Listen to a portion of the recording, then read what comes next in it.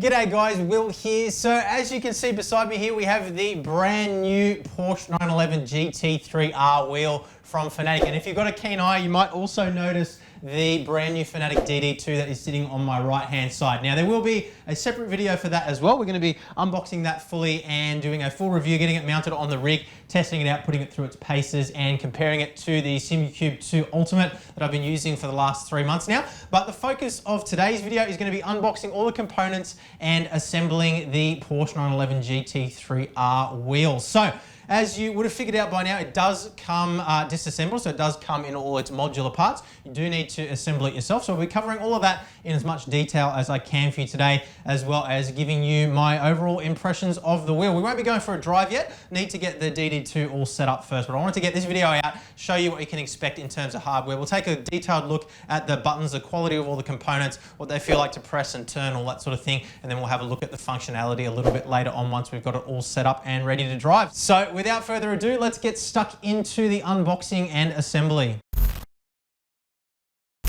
Okay, so let's start off by having a look at the individual components that we actually get with the kit here. So we've got the rim itself, obviously. We've got the Podium Advanced Paddle Module Kit, which we've reviewed previously with our Fanatec V2 wheel. We've got the Podium Hub here as well, which is something that I've been wanting to get my hands on for a very long time there. That'll enable us to test out the DD2 with some third-party wheels as well. And then obviously our button module as well. Now, one little thing to add here, there was a little bag of screws that came with the paddle module. And it says on the bag here in multiple languages, for use with the PAPM, which I assume is Advanced Paddle Module, with CSW RUHX. Do not use the screws from the accessories bag. So not sure exactly what the deal is there. Those screws weren't included when I purchased the Podium Advanced Paddle Module for my V2 wheel. So yeah, not sure what the go is there, but I'm sure that will become clear once we start assembling. So what we'll do is we'll start off by having a look at the wheel itself, and then we'll move on to the other components. Okay, unboxing time. Let's start off with the rim here. So open it up, take the tape off, flip it around here. I want to keep all the packaging nice and tidy, and ta-da, nice. So let's set the box aside. We'll get the little screw bag out and move this over to the side here so we can have a good look at it. So move that over here. All right, so nice metal badge. It's really light too. I have to put it on a set of scales in a moment and see just how light this is on its own. But yeah, I mean, it's pretty much exactly as you would expect. I went for the Suede option, same as what they have on the real life GT3 car. It was pretty much the only reason why I went for that. I was originally tempted to go for the leather version, but yeah, ended up going with this one simply because it's the same as what's on the real life car. But metal badge there, looks like a genuine Porsche badge. You can see on the back here, it's got like a split pin sort of system, so it sort of just folds on and clamps on there. So it can easily be removed if you want to replace it with your own badge. Don't know if there's glue underneath it as well, but I would imagine with some fishing line or something like that, you could easily pry that badge off and replace it with something else should you wish to do so. 320mm rim with a D shape at the bottom there as well. And it feels really nice in the hands. Nice diameter. Obviously, we'll comment on that a bit more once we're actually out there and driving. But I will just quickly grab a set of scales and see exactly how much this weighs. Okay, so we got our scales. Let's get it booted up here. Dodgy old kitchen scales that I stole from my wife. Wait for it to set itself. So we've got 827 grams according to these scales, or in pounds, it is 1 pound, 13.1 ounces. So there you have it. That is the weight of the wheel on its own. We'll set that aside as well. And let's move on to the next part now. I think we'll take a look at the button module next. So we've got some tape here that we need to undo on the bottom. So we'll slice through that. There we go. Endurance, I guess that is endurance. Button module endurance. Let's open her up. So, okay, so we've got some stickers there. We've got a quick start guide as we always get with Fanatec stuff. So let's open that up first and have a look. Quick start guide. We've got more Fanatec stickers. I think I've probably got about 400 of these stickers now. And then we've got our little buttons there as well. So we've got a high beam, a mark fuel reset, traction control on, pit speed, drink, reserve, alarm, radio, kill, display, wiper, map, high beam, and yeah, same deal as there, but in the lighter color there as well. So yeah, I don't know what use the drink button would ever be in a sim, but obviously it matches the real life Porsche wheel. But anyway, you guys aren't really particularly interested in that, I'm sure. Let's have a look at the button module itself. So pop the top here. Okay.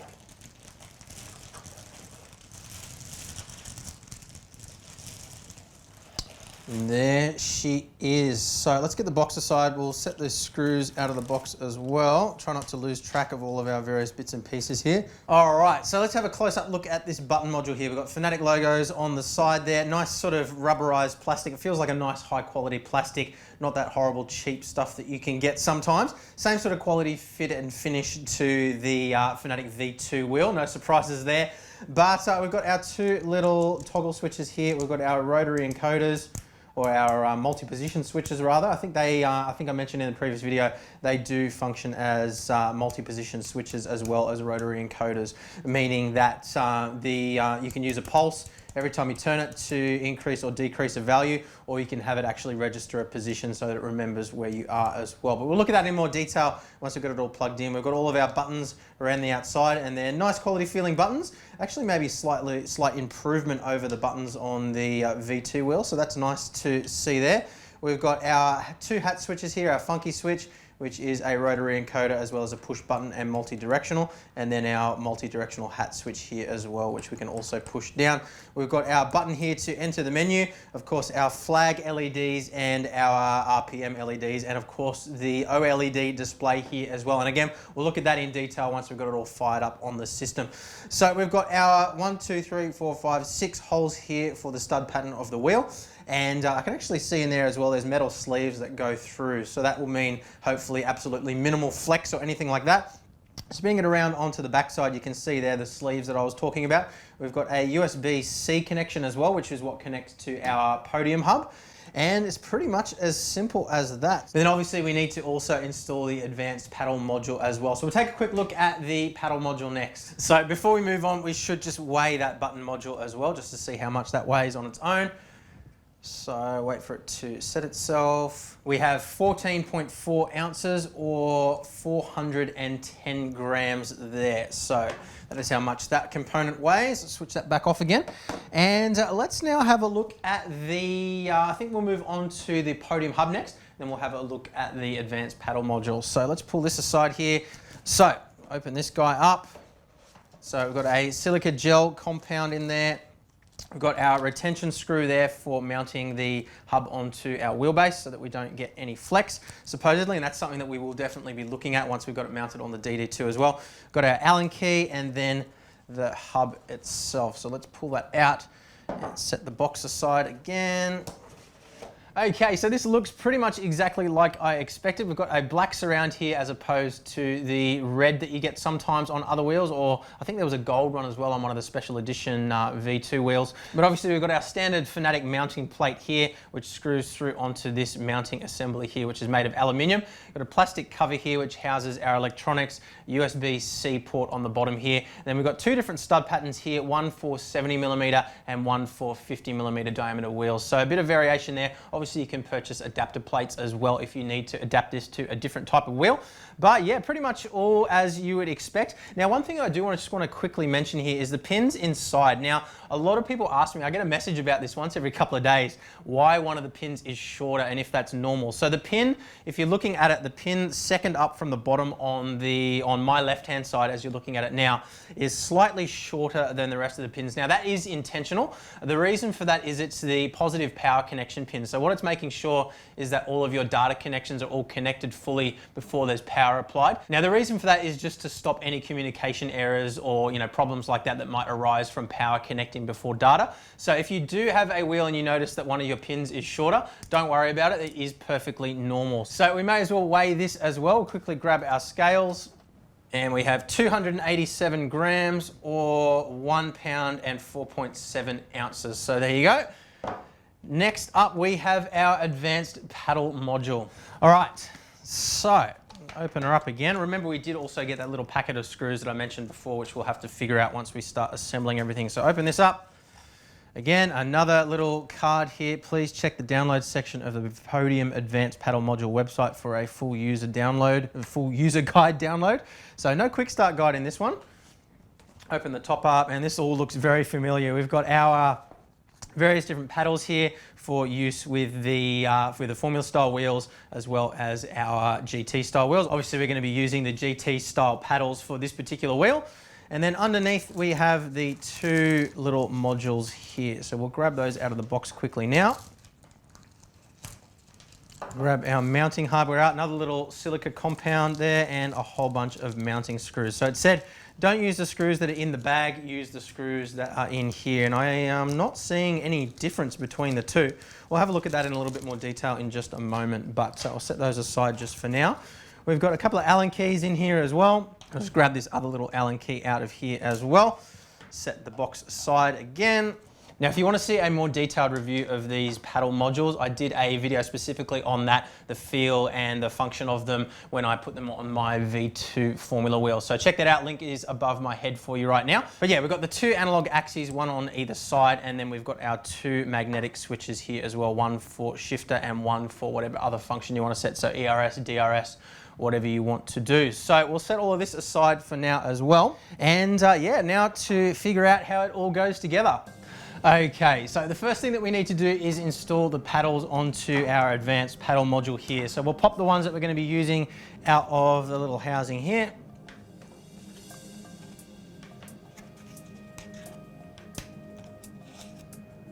There we go. Now, just to recap on these, for those that might not have seen the other video, they are made out of full carbon fiber, so they're not like a layer of carbon fiber on top of plastic or anything like that. I can see how many layers in there. 1, 2, 3, 4, 5, 6, 7, 8 layers maybe. But they definitely are carbon fiber, and I haven't had any problems with these whatsoever on my V2 wheel. Now, a couple of people have mentioned that there was a little bit of flex in them. Look, personally, I haven't really had a problem with any flex whatsoever, but obviously these larger paddles on this wheel will be interesting to check out. The smaller paddles, no problems whatsoever, but yeah, we'll check that out again once we get driving. So we want to get these mounted on here first of all. So for that, we're going to need our mounting screws that came along with the kit. So we'll get this little bag snipped open quickly and get to work on that. All right, so just to quickly mention here, there's a little taper that you can see here for the screws to sit flush inside. So with that taper, you can't mount on the back side. Now on my Fanatec V2 wheel, I actually did screw these paddles through on the rear side, but for these ones, we're gonna mount it on the front so the taper matches. Obviously, if we did it the other way around, then our taper's not gonna match here. And if we invert it around the other way, so the taper is on the correct side, then the plus would be the minus and the minus would be the plus. So we do need to mount it around on the front side this time around. So it's just gonna sit there in place like that on the front of the paddle. And then we grab one of the shorter screws and put that through here like so. There are longer screws in there as well as some little spacers if you do need to extend them forward further if you've got shorter fingers than I do, but I found at least with my other wheel that wasn't a problem. So we'll get this installed here. Just be very, very careful not to cross thread. Very, very simple.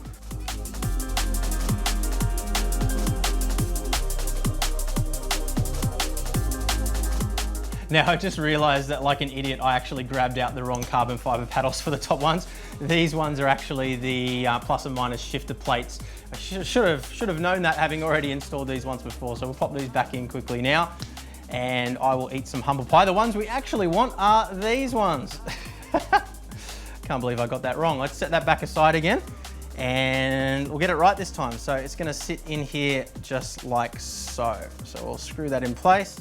Now, I'm not gonna lie to you, this is a little bit fiddly simply because the magnets that are inside the modules are constantly trying to grab the screws from you. So you kind of just wanna get everything set out the way you need it to begin with and then kind of place it in position.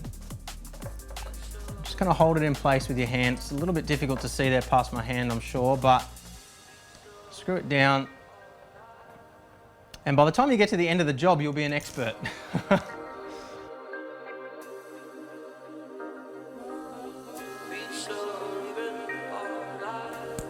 And now exactly the same thing on the other side as well. You can see it's already grabbing all the screws from me.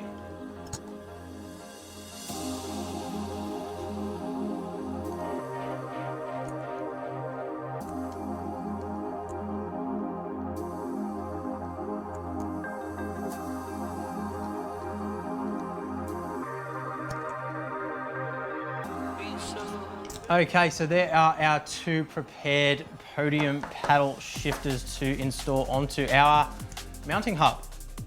All right, so to install these onto the hub, you can see there's two mounting holes on either side of the hub. Basically, it's just gonna bolt on either side like so. But we also need to do a little bit of wiring here as well. So you can see we've got these pre-installed little cables here. We're gonna remove the 3 screws that secure the front plate in place here. So we need to plug the cable into the connection behind this plate and then route the cable through the plastic cover. There's 3 different options here, top, side, or bottom, and I'll have a quick look at the reference guide there to see which of those 3 we're meant to do. Pop the cover back on and yeah, then we can get to installing the button plate and the wheel onto the hub, and that should be it. So we want to start off by removing these covers. So we undo these screws, same Allen wrench that came with the paddles actually works for this as well, but this also did come with a wrench as well. So you've got 2 options there.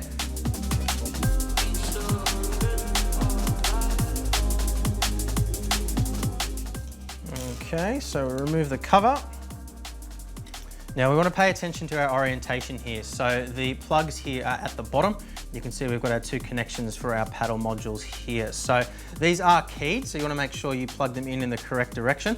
There's a little tag on the bottom of the plug here that you want to have on the correct side. So this one's going to mount on this side. So we're going to plug him in just down here, like that. And this guy is going to go in this side. So the little extension strip on the back here, so the pins are going to be the closest to the right-hand side as I'm standing, or your left-hand side. So it can only go in one way, but if you do try to force it in the wrong way, you will end up bending pins and you're going to have a bad time. So plug those in just like that, and then we are good to reinstall that cover. All right, so the manual doesn't actually say which position to thread the cable through, but I'm gonna go with the top position here simply because it seems to be the way it's gonna fit through most cleanly. So we'll go one on that side, one on this side, but what I might do first is actually install these paddle modules onto the side of the assembly. So we'll get those bolts in place first, and then we can put that cover on last just to make sure we're not moving cables or bending cables in wrong positions anywhere. So this is where we wanted to have a quick look at the situation with these bolts. We had, remember, this little package here that said do not use the screws from the accessory bag. So let's just open this up quickly now and have a look at the difference here. So these are the ones that came in the little Achtung bag, and then where are they? These are the ones that came with the module itself. So I can't actually tell the difference between them. Are they heavier or something? They're made out of a different material. I'm gonna make sure I don't lose track of which ones are which.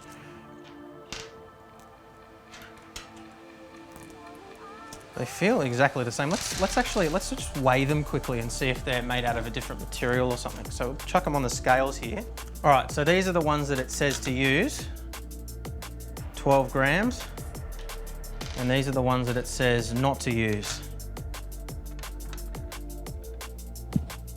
12 grams. So they seem to be exactly the same. There's no other markings on them or anything. They look to be absolutely identical. But anyway, we're gonna do what the instructions say. We'll set these ones aside again. I don't know what the deal is with that, but they weren't included with the other paddle modules that I got with the V2 wheels, so who knows? But we'll do what the instructions say. So bring this back across again and make sure we're oriented the correct way here. So top is top. And what we're gonna do is we're gonna screw this on the side here like so.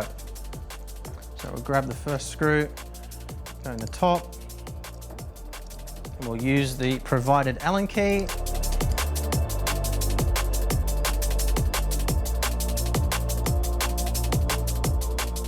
Now we don't want to do these up too tight to begin with. We want to get both screws in first. The bottom one here is a little tricky to get into position simply because the cable kind of fouls it a little bit. So you need to sort of push it out of the way there, get the second bolt, slide it in there. You can see what I mean there. It's a little difficult to get in the hole. That's what she said. So we'll get it down there. Just be really careful we don't cross thread anything here. So making sure it's biting in, it's not cross threading, everything's going in nice and smoothly. That's what she said again. Okay, 1 and 2. And we'll just give it a little tighten here with the other direction, a bit more torque. Okay, then we move across to the other side.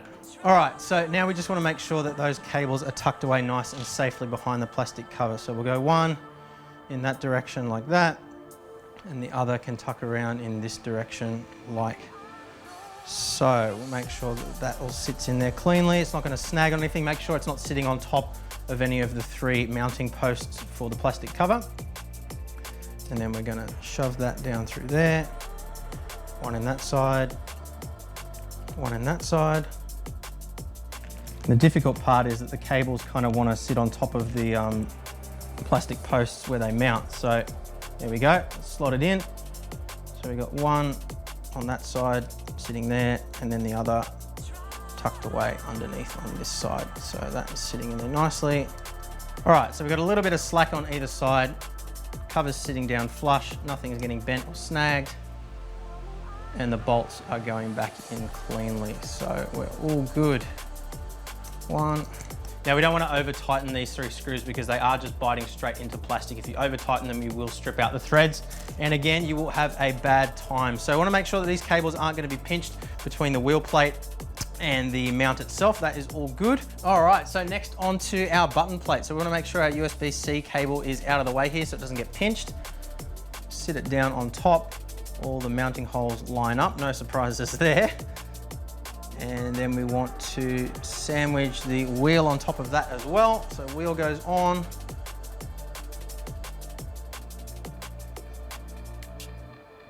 Now it looks like this is the one step that we don't have the correct tool for the job included. There's no Allen key included that fits these little heads on these bolts. So we'll have a look in our trusty toolkit here.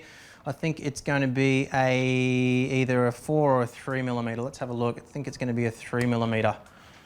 See there? Yep, 3mm. So you want to make sure you have a 3mm hex key. Set that aside as well, and let's drop these through. So a little bit of fluff there on my finger. Wiggle it around. Now the first 2 are going to be the most tricky. There goes 1. Now don't tighten them all the way down. We're going to go opposing sides, just like we were installing a CPU cooler or something like that. So 2. Put that down so I don't scratch anything. Go here. It's going in very, very easily. That's what she said again.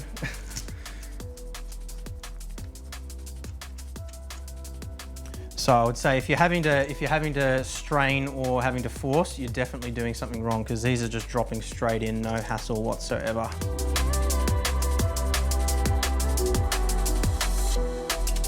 All right, tighten them up.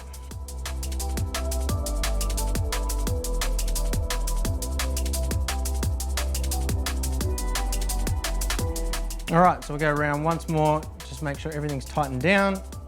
Again, we don't want to over tighten here because we are screwing into an aluminium thread.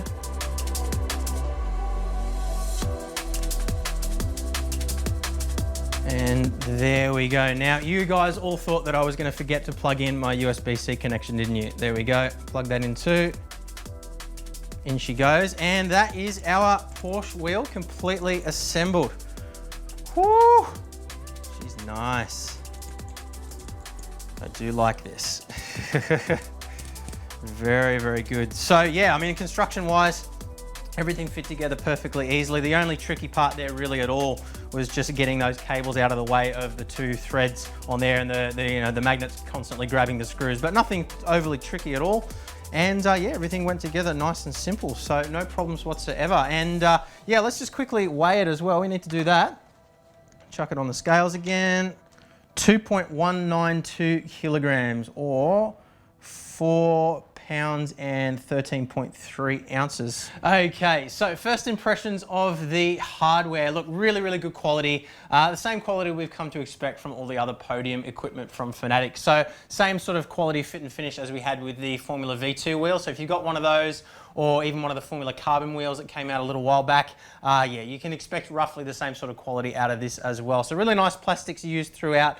Nothing feels cheap and nasty. Obviously not quite at the same level of quality as some of the really, really super expensive wheels that we've reviewed, such as the Asher Racing stuff. But yeah, I mean, there's definitely no problems with quality whatsoever. Everything seems to be fine.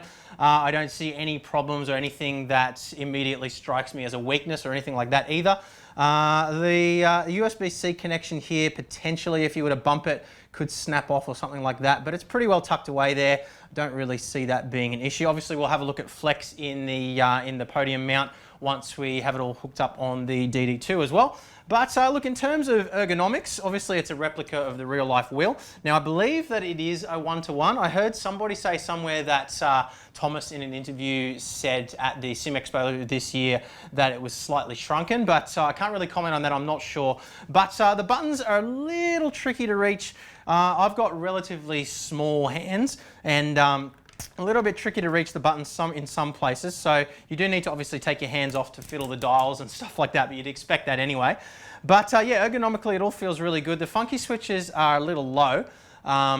It'd be nice if they were in the middle here. I think it'd be a little bit easier to reach. But again, it's based off the real life wheel. So obviously changing something like that would mean that it would no longer be a replica, which kind of defeats the purpose. So I'm going to leave it at that for this video, guys. Obviously we'll go into a lot more detail once we've got it hooked up on the wheelbase and take it for its first drive. We'll go into all the details on the OLED display, ergonomics and everything like that. But look, in terms of construction and hardware quality finish, the Suede's really nice as well. No problems there. And yeah, look, I'm really happy with it. And I can certainly see where the money is. I've seen a lot of people complain about how expensive this wheel is, but to me, the quality is about what I would expect for that sort of price. Obviously, I've reviewed some more expensive gear that is slightly better quality than this, but it's certainly not a piece of equipment that strikes me as having corners cut anywhere to save costs or anything like that. Everything does feel really professional. So guys, if you are waiting for yours to arrive, hopefully this video will help you to put it together a little bit more easily. Look, it wasn't difficult to put together whatsoever, but sometimes watching a video of somebody else doing it can help out a little bit. So hopefully it's helped you there. And if you haven't already purchased one of these and you wish to do so, there are links in the description below where you can do that. But that is it for today, guys. I will be back again very soon once we've got the DD2 all hooked up. We'll obviously do a full review of the hardware of that as well, go into all the software details, get this all set up and take it for some drives. So lots of content to come, guys. Make sure you are subscribed so you don't miss out on it. Hit the notification bell as well so you're notified when those videos go live. And yeah, if this video has helped you out, make sure you hit the thumbs up button. But yeah, I'll see you guys again soon. Bye.